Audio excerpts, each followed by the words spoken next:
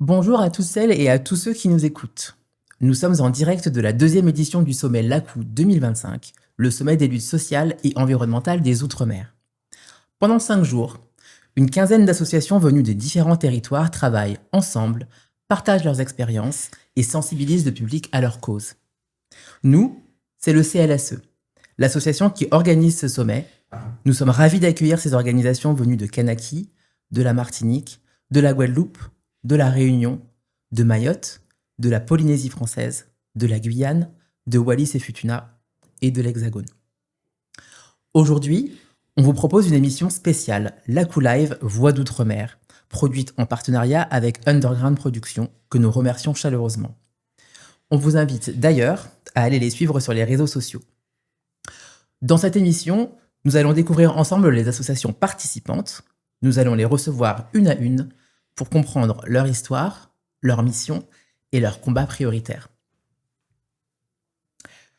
Sur ce premier plateau, nous accueillons 3 organisations de Martinique et nous allons commencer avec l'Assopamar, représentée par Rosalie Cachette. Bienvenue. Merci beaucoup.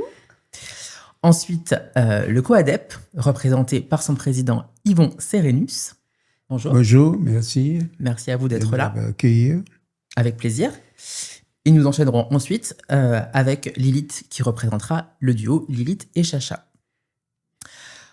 En introduction de ce plateau, j'aimerais tout simplement vous demander de vous présenter et de nous dire brièvement ce qu'est votre association, où vous êtes implanté et quelle est votre mission principale. Si on peut commencer par vous, Rosalie. Oui, je vais commencer tout de suite. Je suis la présidente de la SOPAMA. Alors, la SOPAMA, c'est l'association de sauvegarde de protection de l'environnement en Martinique. Donc, c'est une association écologique qui a pris naissance il y a 45 ans. Alors, on est une association d'intérêt général et on protège tout ce qu'il y a comme pollution, mangroves, forêts, bois, la nature en général, et le cadre de vie aussi fait partie de ce que nous faisons en Martinique. Voilà. Ok, une association très importante, donc merci à vous pour cette présentation. Yvon, si vous voulez bien nous présenter le COADEP. Oui, le COADEP est toute jeune, puisqu'on a créé officiellement en 2020. C'est à l'initiative des ouvriers agricoles qui a mené la grève de 1974, qui a eu 2 morts. Et ils sont venus nous voir, ils nous ont demandé de faire quelque chose. Au moment que le rapport de Serge Letchimy, député Serge Letchimy, est sorti, il nous disait que c'est nous qui utilisions le poison à main nue, sans protection. Alors, il faut faire quelque chose et on ne parle pas beaucoup de nous. Et c'est dans ces conditions-là qu'on a créé le collectif des ouvriers agricoles empoisonnés par les pesticides et les ayants droit. Lilith, bonjour. Bonjour. Enchantée. Bienvenue à vous. Vous représentez ici un duo, donc le duo Lilith et Chacha. Est-ce que je peux vous demander tout simplement de nous expliquer qui vous êtes, quel est l'objectif justement de ce duo, où est-ce que vous êtes implanté, pour qu'on comprenne un petit peu votre mission. Alors, ce que je dirais, c'est que c'est un duo qui est né de notre rencontre avec Yvon, qui est président du collectif des ouvriers agricoles. Nous, on est militants à la base et mon conjoint Chacha est militant pour les droits des ouvriers. Et notre rencontre avec Yvon, en fait, n'a fait que marquer le point de non-retour, je dirais, dans la lutte, parce qu'une fois qu'on sait, on ne peut plus détourner le regard. Et donc, voilà, on est un couple qui nous sommes engagés auprès du COADEP à essayer de faire ancrer le combat du COADEP et de leurs adhérents, justement, ici, aussi en France hexagonale. Parce que quand j'ai rencontré Yvon, je ne comprenais pas comment c'était possible que ici en France, on ne soit pas au courant de l'ampleur du chlordécone et de l'ampleur du combat que les ouvriers et ouvrières mènent en Martinique. Alors que le fruit de tout ce travail, donc la banane, est quand même consommée ici en grande majorité. Et donc, je ne comprenais pas du tout cette espèce de dichotomie entre les deux situations. Et donc, c'est de là qu'est né notre duo avec mon conjoint et on a essayé de représenter au mieux le collectif ici en France. Ok, Super, merci beaucoup. Effectivement, vous l'avez dit, hein, en Martinique, la question de l'accaparement des terres reste centrale. Le scandale du chlordécone, vous venez d'en parler, continue de marquer les esprits. Il y a eu la décision de non-lieu assez récemment, le report de l'audience à l'année prochaine qui a marqué en tout cas toutes les personnes qui s'intéressent et qui sont au courant de ce sujet. La Sopamar, on l'a dit, fête ses 45 ans de lutte et les mobilisations sociales contre la vie chère aussi montrent encore la force de la société civile. Aujourd'hui, vous avez tous les trois des convictions, des missions et un combat à mener. Est-ce que vous pouvez nous parler un petit peu des obstacles que vous rencontrez au quotidien justement pour essayer de donner de la visibilité à vos sujets ou simplement pour mener les combats que vous essayez de mener? Oui. Rosalie. Alors, pour parler d'obstacles, en fait, nous évitons justement, nous essayons de nous écarter un petit peu de ces obstacles, puisque vu que nous siégeons nous-mêmes dans plus de 22 commissions par arrêté préfectoraux, donc ce qui fait que aujourd'hui, nous savons déjà en amont ce que nous allons faire. Les obstacles que nous rencontrons, en fait, c'est surtout, par exemple, à des décrets qui sont pris au niveau de la France, et nous, en tant qu'association écologique d'intérêt général, c'est à partir du moment où il y a un projet qui va se monter, par exemple, sur la Martinique, que nous découvrons qu'il y a une dérogation qui a été faite, comme tout pour le chlordécone, une dérogation, tout comme, par exemple, la dérogation de la prescription trentenaire, en fait, qui est passée de 30 ans en France et qui arrive à 10 ans en Martinique, où on a le temps de spolier la population. Et si nous défendons justement cette partie, c'est parce qu'en fait, nous disons que 10 ans, c'est tellement vite fait que vous avez vos enfants qui partent étudier en France et quand ils reviennent, ils n'ont plus de terre. En fait, on dit que ces obstacles-là que nous rencontrons justement, ce serait de permettre qu'en amont, nous savons, de par nos députés, ce qui sera voté, ce qui sera amendé, ce qui sera dérogé pour que nous puissions avancer avec le peuple martiniquais, mais pas sans le peuple martiniquais.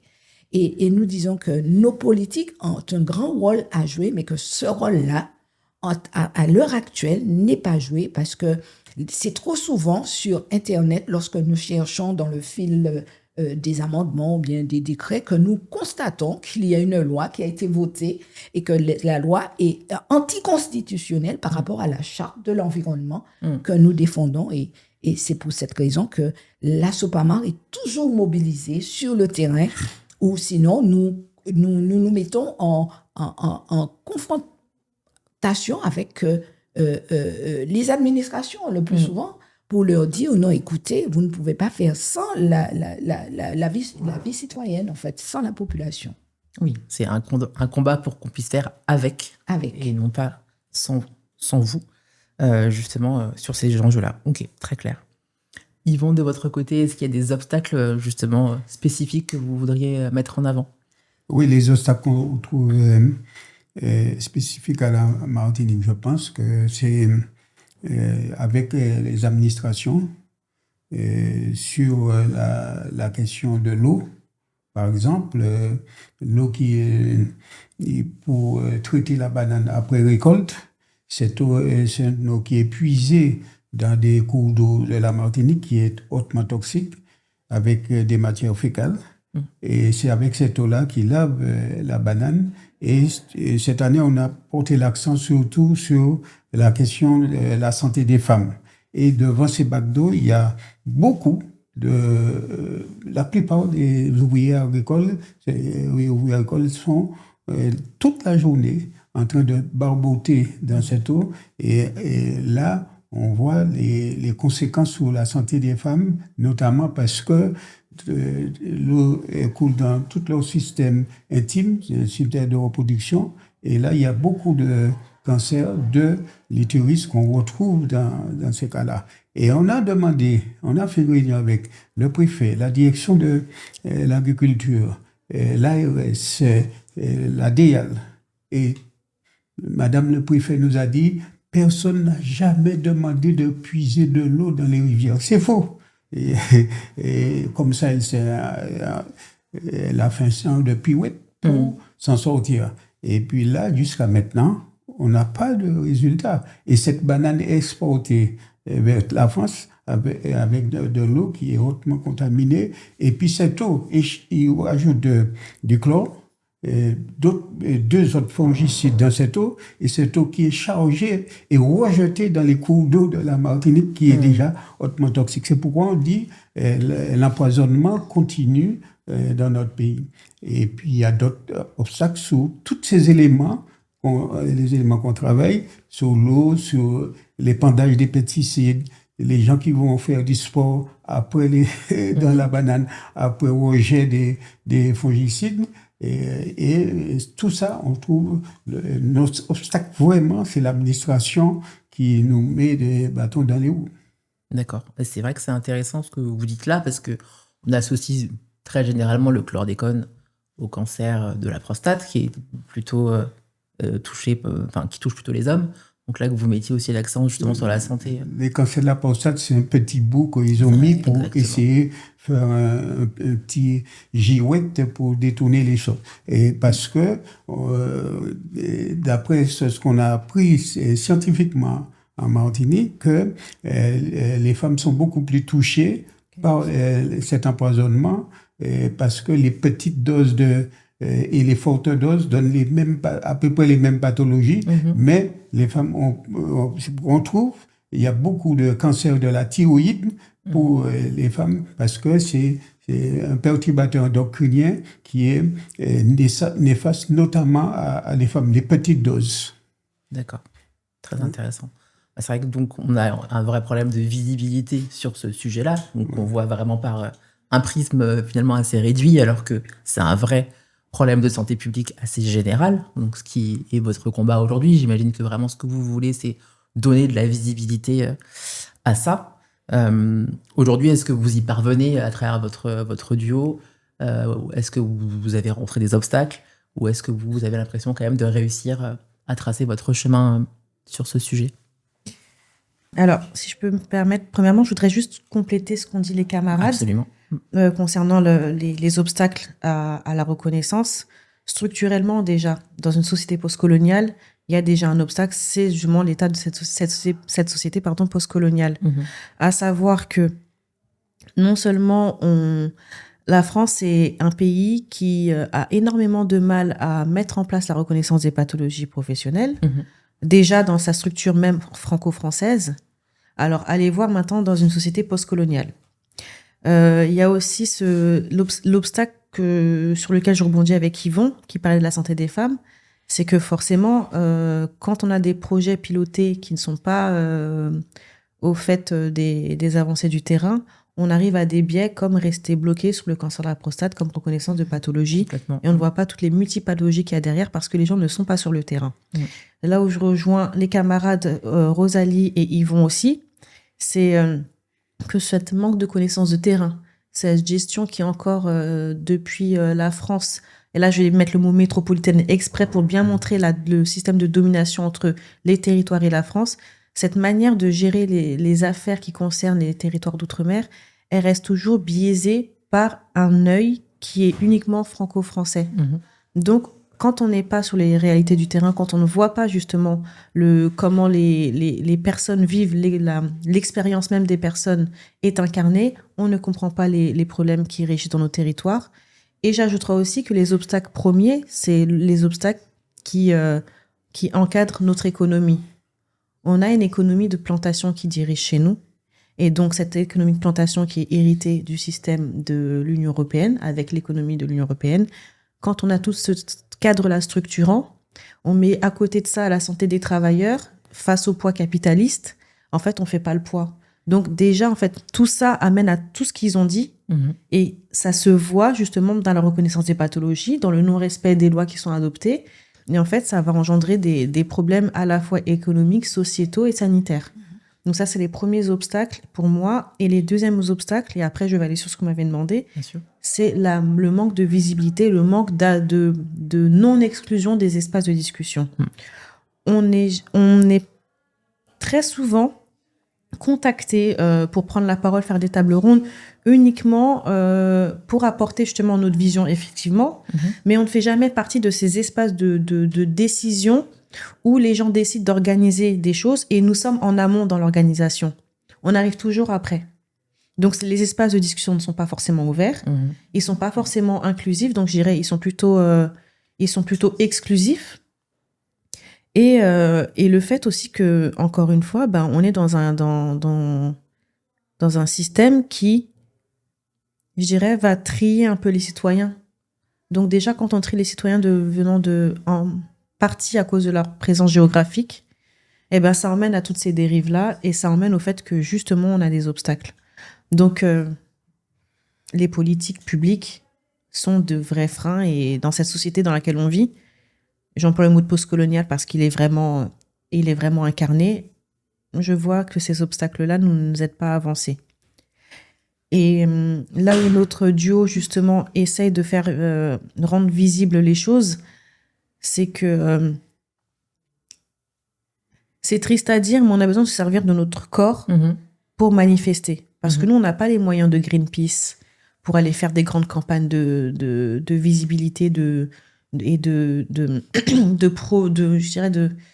visibilité du problème du chlordécone et en fait de tout l'écosystème qui est autour du chlordécone. Donc, ce manque de visibilité fait que nous, on va mettre notre corps à profit pour ça. Donc, on fait des marches qui sont relayées, c'est vrai, mais on doit quand même faire cet effort-là. À côté de ça, ça a un impact positif quand même, parce que du coup, les gens sont touchés par la démarche et vont aller voir ce que nous faisons. Bien sûr, ouais. Mais on reste toujours dans ce problème où, quand la parole est noire, elle n'est pas entendue. Et ça, c'est un des problèmes principaux. Ça, c'est le plus gros problème. Exactement. Après, j'imagine qu'il y a quand même des lueurs d'espoir et aussi des choses intéressantes qui se mettent en place. On va faire une transition directe avec le sommet LACOU où nous sommes réunis aujourd'hui. Ouais. Qu'est-ce que ça représente aujourd'hui pour vous d'être là au sein de ce sommet ? Alors, pour nous, c'est une très belle chose parce que j'ai participé au sommet LACOU de 2024 et j'ai été tellement étonnée d'entendre de la bouche de Sabrina que les dom-toms ne faisaient pas partie de la charte européenne. Donc, ça m'avait tellement surprise et pourtant, nous cherchons les décrets et depuis 60 ans, on n'y était pas. Donc, la première chose que j'ai faite, j'ai mis les réseaux en place. Avec une militante, nous avons tout de suite fait le nécessaire pour que tous les Martiniquais, en tout cas, soient au courant de cette faille de la justice. Et je crois que ça a marché, puisque nous voyons maintenant que nos députés ont repris la bataille de Sabrina, qui n'est plus seule, en fait, parce que c'est vrai qu'elle n'était pas très entendue. Et bien, cette année-là, je me réserve la surprise avec LACOU 2025 de savoir ce qu'elle a à nous proposer pour pouvoir faire la même chose. Je suis là et je regarde et puis je ramène pour mon pays ce qu'il y a de plus beau de LACOU 2025, 2024, 2027, 2028. Et à chaque fois, on viendra récupérer quelque chose pour pouvoir prouver parce que nous savons que nous sommes seuls, comme disait Lilith, et que nous n'avons qu'à nous tenir par la main pour pouvoir avancer avec le peuple parce que nous pensons que demain, la cité sera gérée par ce peuple-là et nous allons vers cela. Nous ne comptons plus sur les seuls politiques parce qu'en fait, en réalité, nous constatons qu'en fait, on est les oubliés du pays. Comme Lilith disait, nous sommes à la Sopamar toujours en train de se battre avec notre corps, de se mettre devant les tracteurs pour empêcher la bétonisation, de se mettre devant les tracteurs, les camions, de se coucher par terre, etc. C'est ces mobilisations-là que nous faisons depuis 45 ans pour être entendus, alors que nous aurons pu être entendus avec rien que ne serait-ce la charte européenne, la charte environnementale, en fait. Voilà. Je pense que c'est un très beau mot de conclusion. Merci à tous les trois de nous avoir accordé du temps. Merci à vous d'être là au sommet. Et j'espère vous revoir très bientôt. On va enchaîner avec le prochain plateau, donc restez avec nous. Merci beaucoup.